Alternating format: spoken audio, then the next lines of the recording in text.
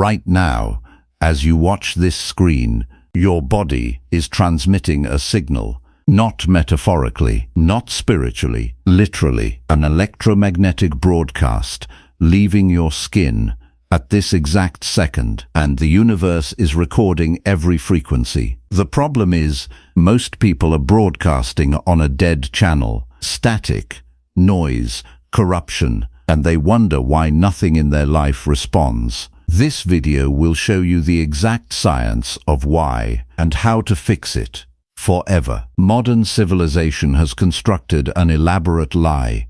It has painted existence as a battle fought on the surface, with hands, with money, with words, with exhausted effort, pressed against an unyielding wall. The ordinary human being drags themselves across the floor of this illusion every single morning, convinced that if they just push harder, something will finally move. But the wall was never solid. The wall was always a projection, a frequency, an echo of the exact signal that the individual in front of it has been broadcasting, unconsciously, automatically, ceaselessly, from the deepest liquid architecture of their own biological body. You were never fighting the world.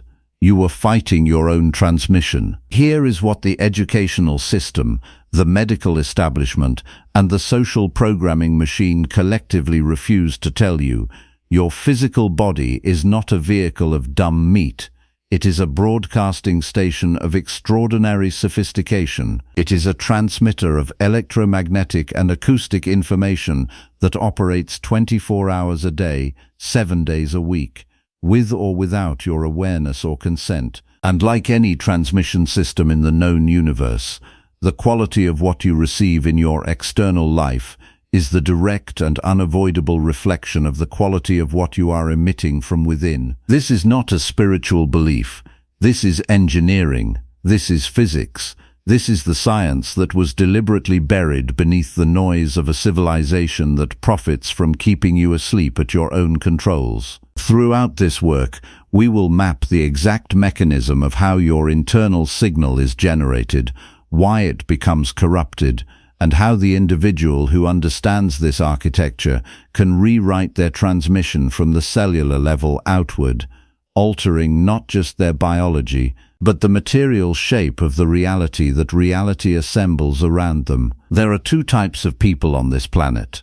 The receiver, the one who has been passively absorbing every chaotic frequency the environment chooses to broadcast into them, and the transmitter, the one who has seized absolute command of their own signal. By the final word of this work, you will know exactly which one you are, and exactly how to become the other. Chapter 1. The biology of the signal. Your body is not what you think. Every human being alive today was handed a model of themselves at birth, not by the universe, but by the civilization that received them. This model is mechanical, reductive, and catastrophically wrong. You were told you are a body that has a mind, a physical machine that, somewhere inside the grey folds of neural tissue, produces something loosely called consciousness, a kind of accidental flame that burns for a few decades and then goes dark. In this framework, which you absorbed so early and so completely that it now masquerades as common sense, the body is the hardware, thoughts are software, the outside world is input data, and you, the person reading this, are simply an operator with limited permissions, running a program written by someone else on a machine you do not truly own. Under this operating system, the receiver is born. This individual navigates their entire existence within the boundaries of this broken model. When they want to change their circumstances, they reach outward. They try to rearrange the external furniture of their life, the job, the city, the relationship, the diet, believing sincerely that these surface adjustments will produce a fundamentally different experience. They never do, because the model is wrong. The receiver wakes up each morning and opens their senses to the environment before they have ever run a single internal diagnostic. News flows in, other people's anxieties flow in, The ambient static of a civilization in perpetual low-grade panic flows in. And all of this, every single frequency, every acoustic wave, every electromagnetic pulse of fear and scarcity and urgency, is received, absorbed, and recorded directly into the biological medium of their body. The receiver believes they are merely observing the chaos. They do not understand that their body is recording it, structuring itself around it, and then broadcasting it back outward into the field, which responds by delivering more of exactly what was transmitted. This is the curse. It is a closed loop, and it runs on ignorance. Here is what the receiver does not know. The human body is composed of approximately 37 trillion cells. Within and around those cells, suspended in an extraordinary liquid matrix, are water molecules, H2O, that constitute roughly 70% of your total biological mass. You are not a creature who contains water. You are water that has temporarily assumed a particular form, and water, at the quantum level of its molecular architecture, is not an inert substance.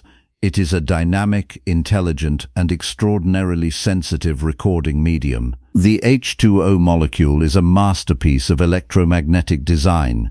Its two hydrogen atoms cluster asymmetrically around the central oxygen atom at an angle of approximately 104.5 degrees, creating a geometry that generates a permanent molecular polarity. One end of the molecule carries a fractional positive charge, the other carries a fractional negative charge. This makes every single water molecule in your body a tiny, responsive antenna, permanently sensitive to the electromagnetic field that surrounds it. When information enters the space of your body, whether as sound waves, emotional states, electromagnetic frequencies, or the subtle energetic residue of other people's broadcast fields, the water molecules of your cells do not simply remain passive. They restructure. They reorganize their three-dimensional geometry to accommodate and encode the frequency they have encountered. They become, in the most precise technical sense, a recording of what just passed through them. Your body, therefore, is not just a vehicle.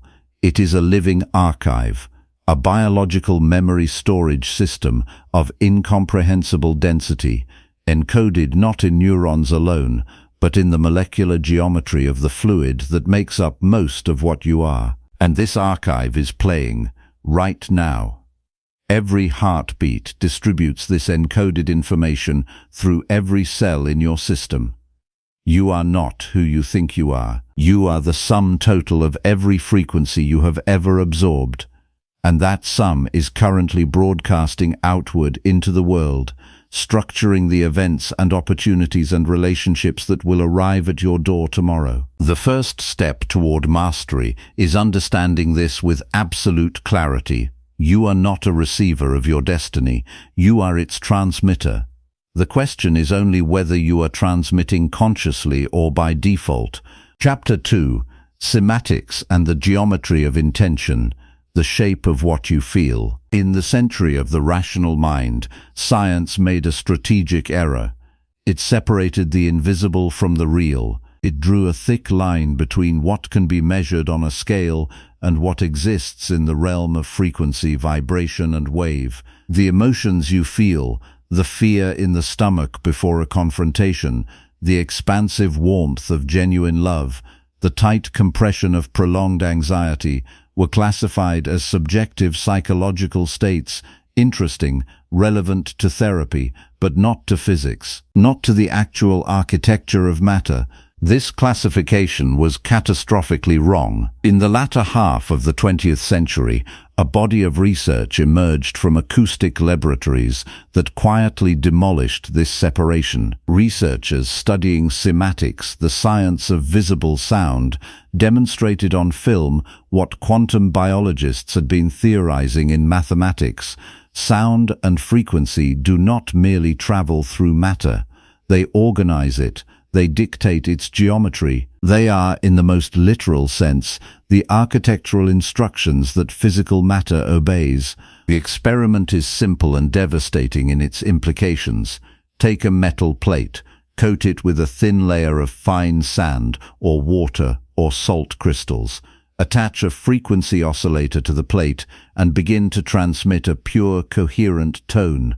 What happens is not subtle. The material on the plate immediately begins to move, not randomly, but with precise geometric intelligence.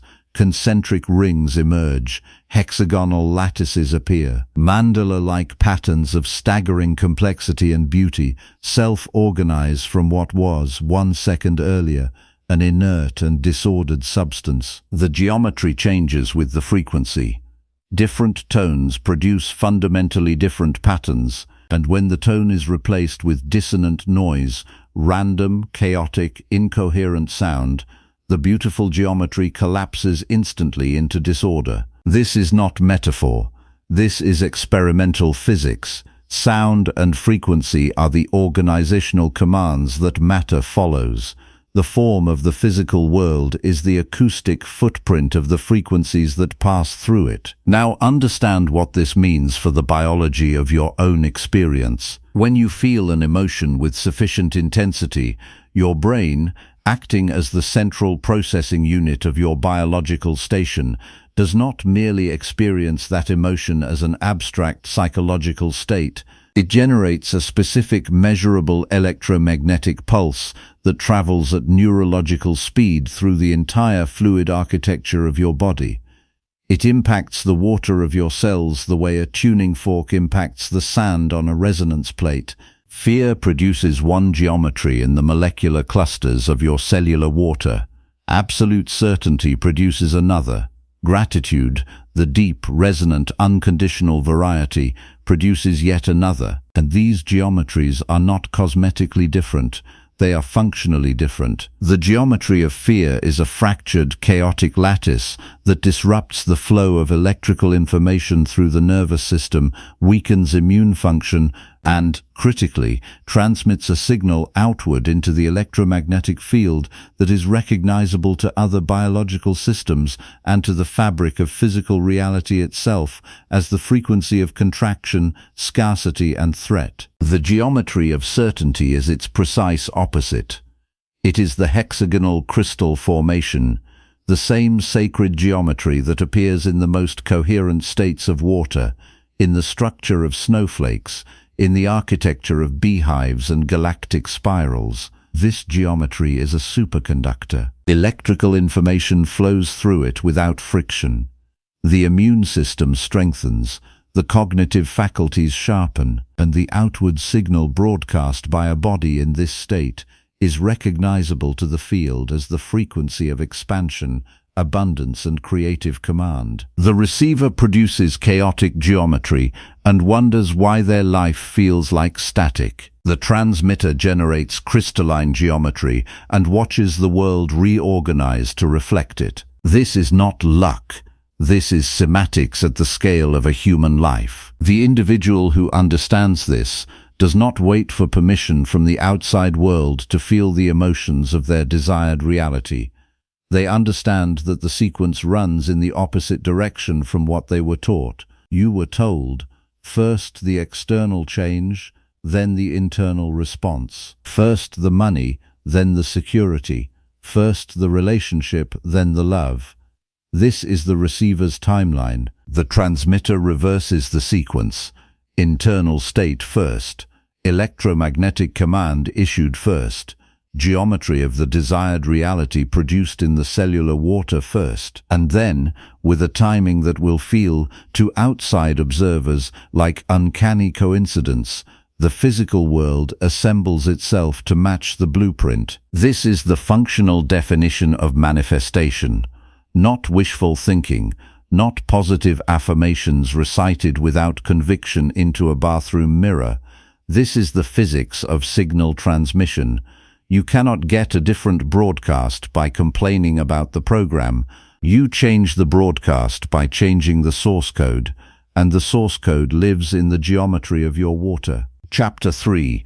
The Archive of Defeat, Cellular Memory, and the Tyranny of the Past. There is a reason that the intelligent, motivated, and hard-working individual crashes against the same wall, in the same location, at the same point of their trajectory, every single time.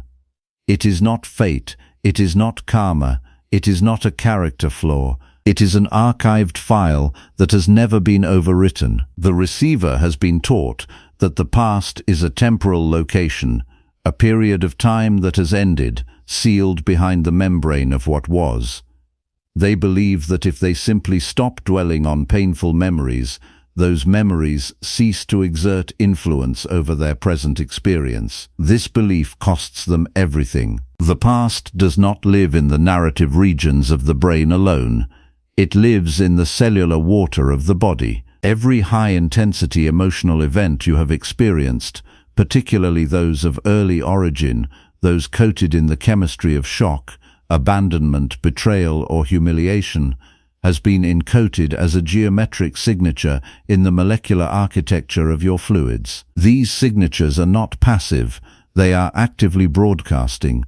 They are current files on a hard drive that is running in real time, shaping every perception, every automatic response, every unconscious decision you make. When a new opportunity presents itself that bears even a faint acoustic resemblance to a previous trauma, the body does not consult the rational mind. The cellular archive fires first. The geometry of the old wound activates. The water of the body restructures instantly into the shape of the original threat. Adrenaline follows.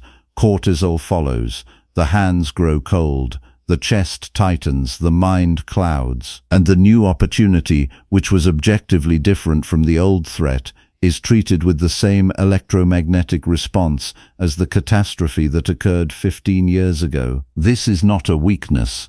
This is biology operating as designed. The problem is that the design was calibrated for physical dangers on an ancient savanna, and it is now being triggered by email notifications and contract negotiations and the vulnerability required to love another person fully. The body is brilliant, but it is playing an outdated file. In the architecture of cellular water, every peak emotional experience operates as what we may call a quantum sample, a fragment of acoustic information captured at a moment of extreme vibrational intensity and stored in the geometry of the molecular clusters. Like a sample in a music production system, this fragment loops. It plays in the background of every waking moment, beneath the conscious mind's awareness, coloring the base frequency of the entire biological experience. The most destructive of these samples are the ones inherited. Water carries memory not only within a single lifetime, but across generations of biological transmission. The water that composed the first cell of your existence already carried geometric signatures from the emotional lives of those who came before you. The unresolved fears of your ancestors are not metaphorical inheritance. They are literal acoustic templates encoded in the fluid that built your original cellular architecture. This is why the receiver sometimes finds themselves reacting with an intensity that has no rational source in their personal biography. They are not overreacting. They are responding to a sample recorded by a person they never met, in circumstances they never experienced, in a world that no longer exists. The audio file of that person's terror is still playing, in their blood, at this moment. The transmitter does not attempt to transcend the archive by ignoring it or drowning it in positive noise. That approach is acoustically naive. You cannot record a new track over an old one by simply refusing to acknowledge the old one exists. The old recording will always bleed through. The transmitter approaches archive erasure as a precise technical operation. The first stage is isolation. The ability to sit in sufficient internal silence to identify the specific loop that is playing. This requires the discipline to suspend external stimulation entirely and direct the full bandwidth of attention inward. Most people are incapable of this for more than 90 seconds.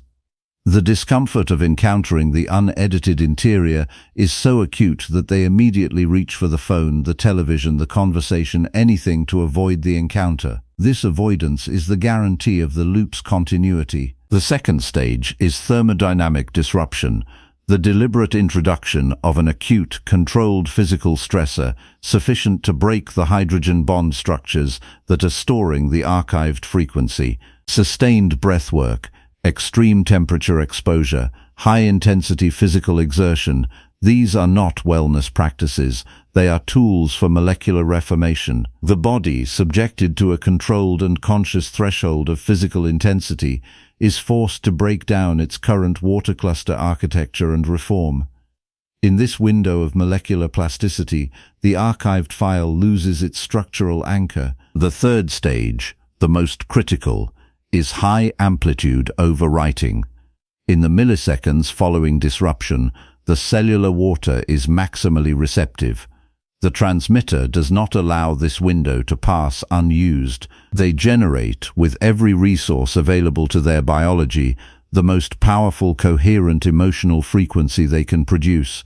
Not a thought of success, an overwhelming full-body, physically felt experience of the reality they are choosing. The electromagnetic pulse of this peak state floods the reformed water architecture. The molecules crystallize around the new signal. The file is overwritten. The past does not disappear, but it loses its authority. The loop is broken. The signal changes. Chapter 4. The Feedback Architecture. Why anxiety is a signal routing error. In the circuitry of modern human psychology, there exists a failure mode so common and so devastating that it has been normalized into invisibility.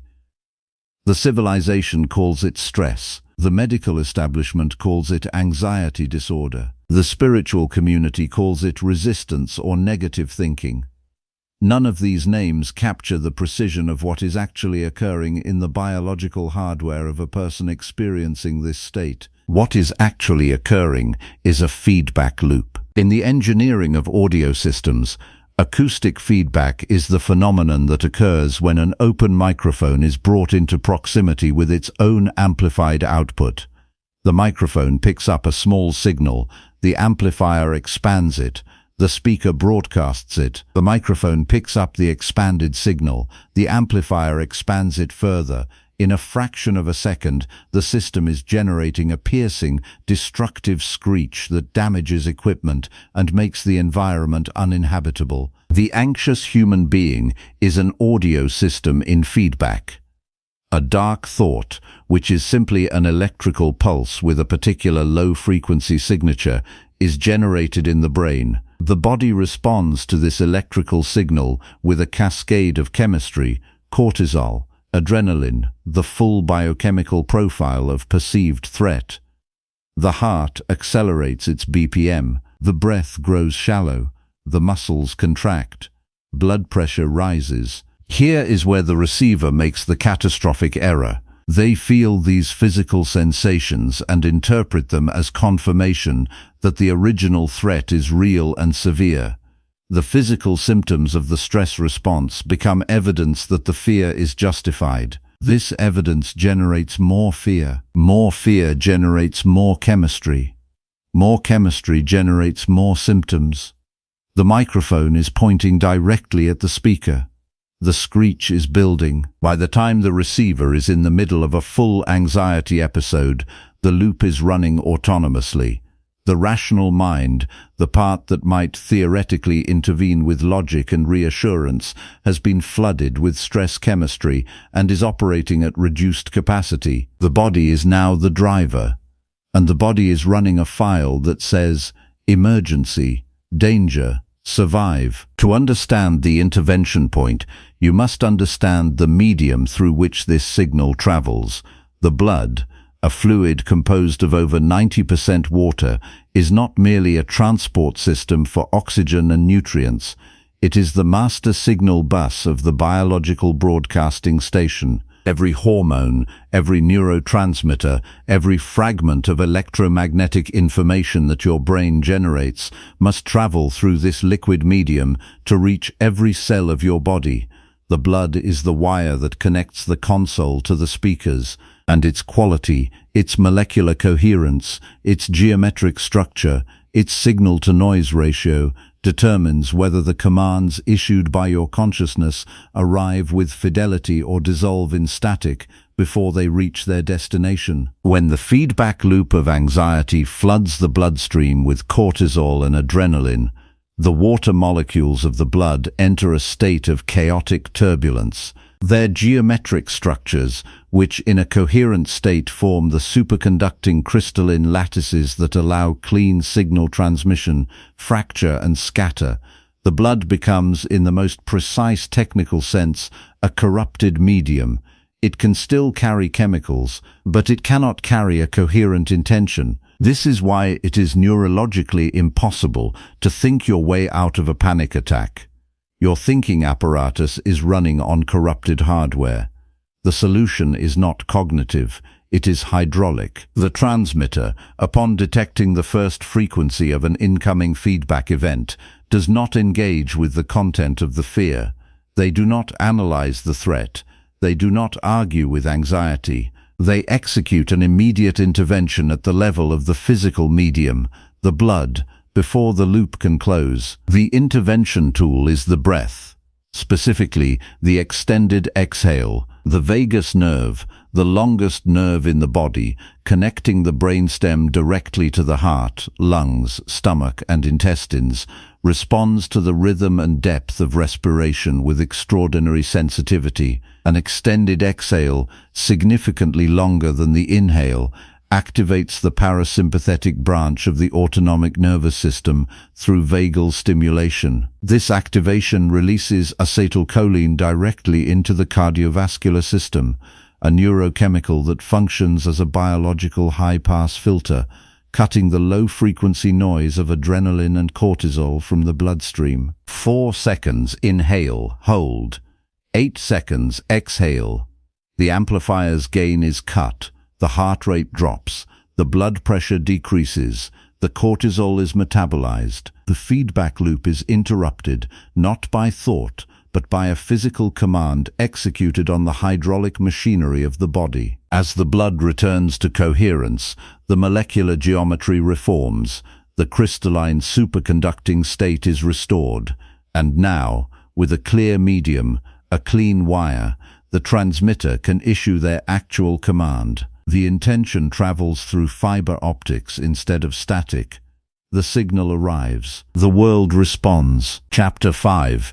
The coherent state, when the body becomes a laser. An ordinary incandescent bulb releases light in all directions simultaneously, each photon traveling outward in a different phase, a different frequency, a different vector. The result is diffuse, scattered illumination, useful for general vision, but incapable of cutting steel. A laser releases the same energy in a fundamentally different architectural arrangement. Every photon is phase synchronized, traveling in the same direction, at the same frequency, in perfect coherence with every other photon. The result is a beam of light that can burn through matter, transmit information across planetary distances, and perform surgical operations on individual cells without disturbing the tissue a millimeter away. The difference in the physical output is not a question of power generated, it is a question of coherence. The laser is not stronger, it is more organized. Your biology was designed to operate as a laser, not a bulb. Water exists in 3 states that standard chemistry acknowledges: solid, liquid, and gas. But in the architecture of advanced biophysics and liquid crystal research, a 4th state has been documented. It is called structured water or exclusion zone water, a phase of molecular organization that occurs when H2O molecules are subjected to sufficiently pure and coherent energetic input. In this state, water molecules abandon their normal disordered mobility and self-organize into layered hexagonal lattices, geometric formations of extraordinary stability and electromagnetic responsiveness. The water does not freeze, it retains its fluidity, but it acquires the structural coherence of a crystalline solid. It becomes, in the language of physics, a liquid crystal, and liquid crystals are the most efficient information conductors known to biological science. When your cellular water enters this fourth state, which occurs in direct response to sustained high coherence emotional and intentional frequency, your body transforms from a scattered bulb into a biological laser. The commands issued by your consciousness no longer diffuse into the noise. They travel through a superconducting medium with zero resistance and zero signal loss. They impact the quantum field surrounding your body with the organized precision of a focused beam, rather than the scattered dissipation of ambient light. This is the coherence state. It is not a spiritual achievement. It is a physical state with measurable properties and documented effects, and the receiver, operating in perpetual turbulence, never experiences it. The transmitter, who has learned to generate and sustain it, becomes, quite literally, a different class of biological entity, capable of producing effects in their environment that the receiver can only explain as luck, talent, or mysterious charisma. The route to the coherent state is not complex, but it requires a discipline that the noise-saturated modern mind resists with extraordinary ferocity, because the first requirement is silence, not the silence of a quiet room, though that helps, the silence of a quieted internal broadcast, the cessation of the relentless self-referential commentary that the receiver's mind produces continuously and calls thinking. This commentary is about electromagnetic pollution. It is the biological equivalent of leaving every channel in a recording studio playing simultaneously at maximum gain, with all faders up and nothing in the mix. The transmitter learns to press mute on this commentary, not by fighting it. Fighting is its own form of noise, but by withdrawing attention from it, the way you would withdraw focus from the background music in a restaurant. You do not destroy the background music by noticing it. You simply stop listening to it. As the internal commentary quiets, the brain waves shift from the high-frequency beta state of analytical wakefulness toward the lower-frequency alpha and theta states associated with deep relaxation and creative receptivity. In these states, the heart rate stabilizes, the breath deepens autonomously, the nervous system uncoils from its chronic alert posture. In this opening, the cellular water begins to crystallize. Layer by layer, the hexagonal lattices form. The superconducting state emerges, and the transmitter, now operating from this platform of absolute internal clarity, introduces their chosen frequency, their intention, their certainty, their emotional command, into a medium that can carry it with the undiluted power of a surgical beam. What happens next is not magic, it is physics. A coherent signal transmitted from a coherent medium produces coherent results. The world responds to precision. Chapter 6. Hydrodynamic Entanglement. You are not alone inside your skin. The deepest and most operationally expensive belief that the receiver carries is the belief that they are alone. Not emotionally alone, though that too, but structurally alone, bounded, contained, beginning at the surface of the skin and ending there. An island of biology in an ocean of indifferent matter. This belief is the most catastrophic technical error of the modern human operating system, and the water of your body is the proof of its falseness. Earth's water is a closed and ancient system. No new water molecule has been created on this planet in billions of years. The water that composes 60 to 70% of your biological mass has not been created for you. It has been borrowed from an unbroken chain of circulation that has included every ocean, every rainstorm, every organism, every glacier, every human body that ever lived on this planet. At the molecular level, you are not a container of water. You are a temporary configuration of water molecules that have been in intimate physical contact, and therefore in quantum entanglement with essentially every biological system that has ever existed in the history of life on Earth. You are connected, not as a metaphor, as a physical fact of molecular history. In quantum physics, entanglement describes a phenomenon in which two particles that have interacted become permanently linked at the informational level, such that an alteration in the state of one produces an instantaneous corresponding alteration in the state of the other, regardless of the distance that separates them. The measurement of one particle collapses the probability wave of the other at precisely the same moment. No signal travels between them through space. The information is shared through the quantum substrate that underlies both. Your body's water exists in continuous quantum entanglement with the planetary water field. Every breath you exhale releases water vapor encoded with the electromagnetic signature of your current internal state. That vapor integrates immediately with the moisture of the surrounding environment. The environment carries it outward. Other biological systems breathe it in. Their water molecules receive the frequency. Their cellular architecture responds. This is not a slow process. This is not a process that requires proximity. It is instantaneous at the quantum level, and it is happening continuously. The receiver, operating in the frequency of scarcity and self-doubt, is continuously uploading that frequency to the planetary water network. The network distributes it.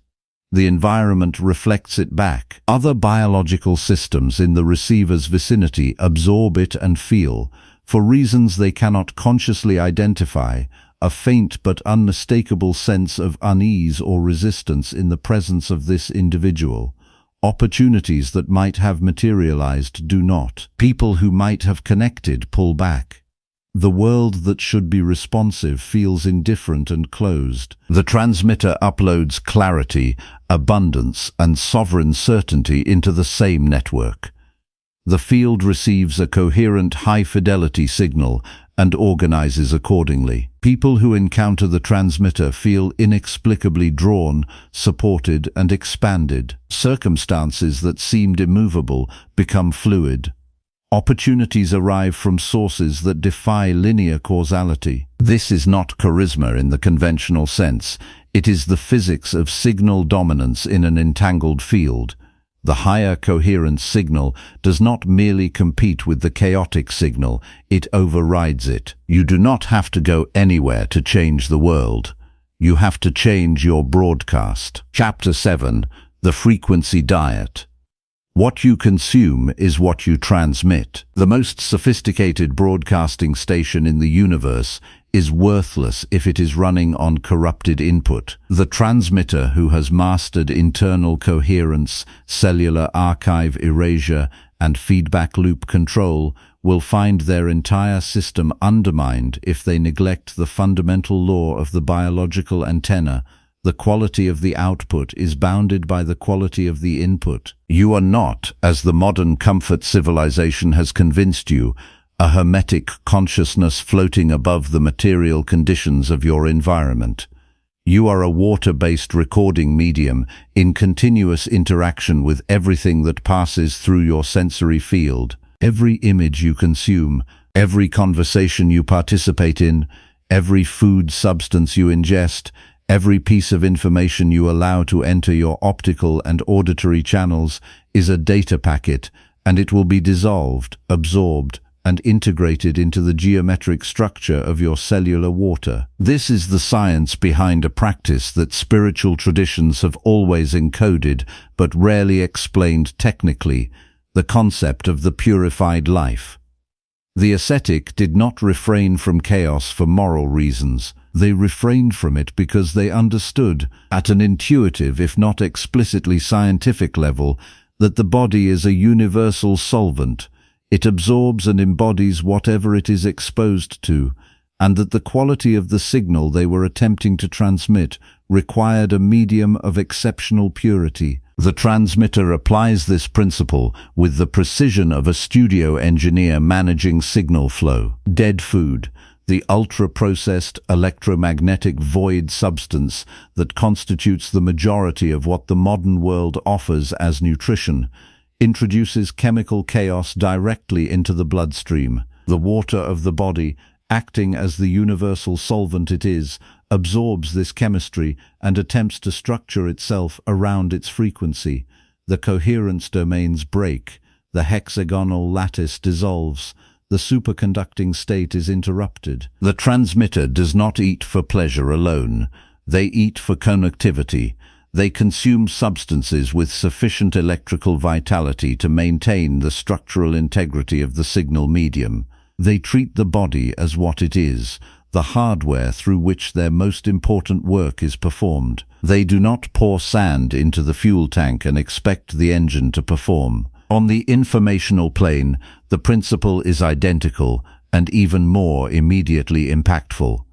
The anxiety frequencies broadcast by modern news infrastructure are not neutral entertainment. They are precision-engineered acoustic input designed, whether by intention or by the evolutionary economics of attention capture, to activate the threat detection circuitry of the amygdala, flood the bloodstream with stress chemistry, and fragment the coherent state that allows the transmitter to function at the level of genuine creative power. The transmitter curates their informational environment with the same ruthless selectivity they apply to every other input channel, not out of ignorance, not out of fear of the world, but out of absolute technical awareness that their broadcasting capability is a resource, finite and precious, and that every unit of it spent processing manufactured crises is a unit unavailable for the actual work of designing their existence. You arrived at the beginning of this work as a body moving through a world that seemed indifferent to your intentions, resistant to your effort, and impervious to your desire for change. You were given a model of yourself that was wrong, that described you as a solid object colliding with other solid objects, trying to force outcomes through the friction of will against matter. The model was wrong. You are not solid. You are fluid. You are a broadcasting station composed predominantly of the most intelligent recording and transmission medium known to exist in this universe. You are water that has learned to think, and the reality you experience every day, in the bank account, in the relationships, in the body, in the quality of the opportunities that appear, is the direct acoustic consequence of the frequency you have been transmitting from the interior of that water. The receiver ends today, not because you have decided to be more positive, not because you have repeated an affirmation, but because you now understand engineering. You know that the signal originates in the molecular geometry of your cellular fluid. You know that coherence is a physical state that can be generated on demand. You know that the past is an archived file that can be overwritten by a sufficiently powerful present-moment transmission. You know that feedback loops are signal routing errors correctable through the hydraulic machinery of controlled breath. You know that you are entangled with the planetary field and that the quality of your internal broadcast is not a private affair, it is a continuous instruction to reality. The transmitter does not wait for circumstances to align before feeling sovereign. The transmitter generates the electromagnetic signature of the desired outcome in their cellular water first, and allows the laws of physics, cymatics, and quantum entanglement to arrange the circumstances accordingly. You are the signal. The world is only ever the echo. Begin transmitting.